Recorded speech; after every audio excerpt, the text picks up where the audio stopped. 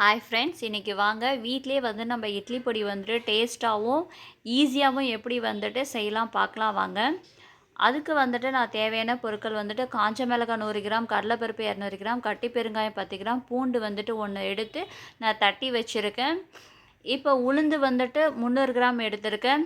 இது எல்லாமே நம்ம வறுத்து எடுத்துக்கணும். அதுக்கு 1 ஸ்பூன் எண்ணெய் சேர்த்துருக்கேன்.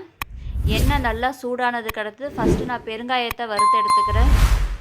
நீங்கள் உங்கள் வீட்டில் இந்தமாரி பொடி ட்ரை பண்ணி பாருங்கள். ஈஸியாக இருக்கும், டேஸ்ட்டாகவும் இருக்கும். இப்போ இது வறுபட்டுடுச்சு, தனியாக எடுத்து வச்சுக்கிறேன். இப்போ பூண்டு சேர்த்துக்கிறேன்.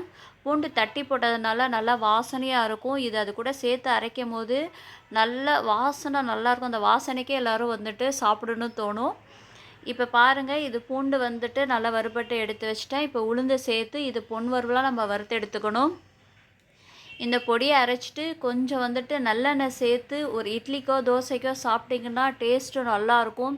இப்போ பசங்க பொடி தோசை கேட்டாங்க அப்படின்னா நீங்கள் என்ன பண்ணால் இந்த பொடியை ஆட் பண்ணி நீங்கள் தோசை சுட்டு பாருங்கள், நல்லாயிருக்கும், டேஸ்ட்டாக இருக்கும்.